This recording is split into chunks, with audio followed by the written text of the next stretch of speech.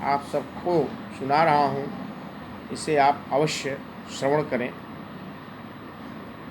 गलत तरीके से अर्जित किए हुए धन का प्रयोग करने वाला सदैव दुखी रहता है।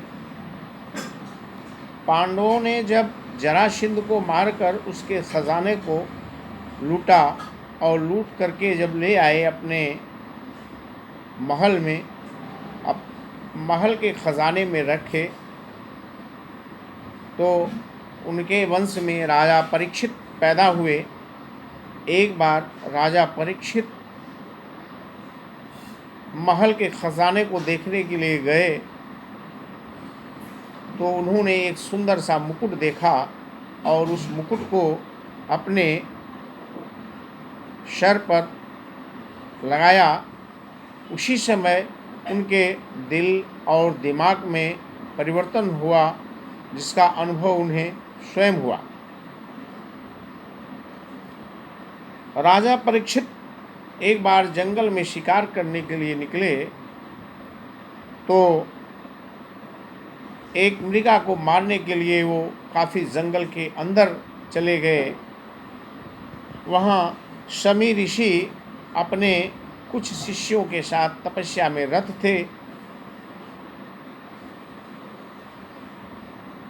तो राजा उनके पास जब गए तो वो अपने तपस्या में लीन थे, इसलिए उनको क्या मालूम कि राजा कहाँ आया है, कौन आया है, कैसे है, कहाँ का राजा है।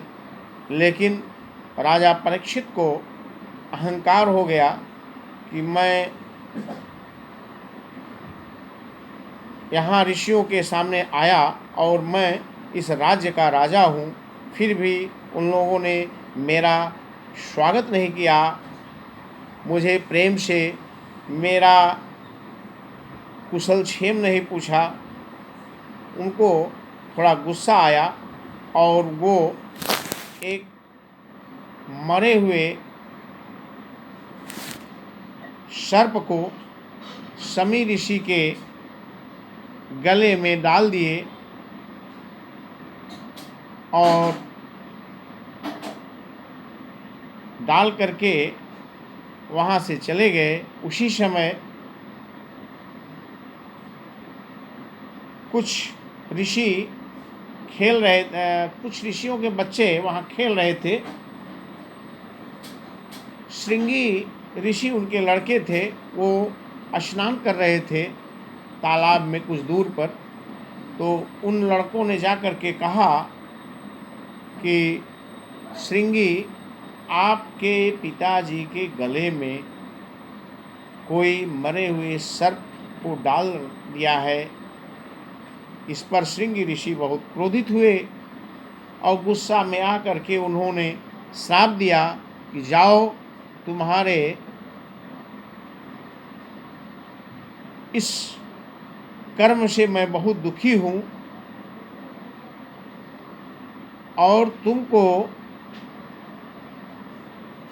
नाग डसेगा और तुम्हारी मृत्यु हो जाएगी।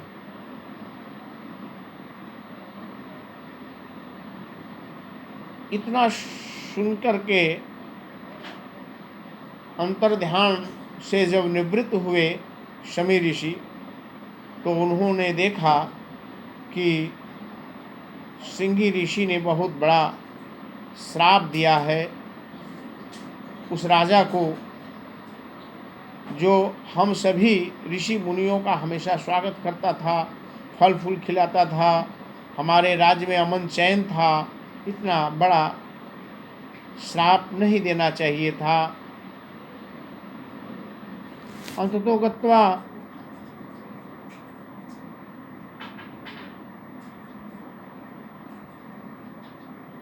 राजा परीक्षित को मरने में 2 दिन रह गया तो राजा रोने लगा और कहा कि हाथ सदैव संतों के को प्रणाम किया, फूलों की माला चढ़ाया और मैं जो गलती किया हूँ मैं उसके लिए प्रायश्चित कर रहा हूँ। मुझे मरने का कष्ट नहीं है।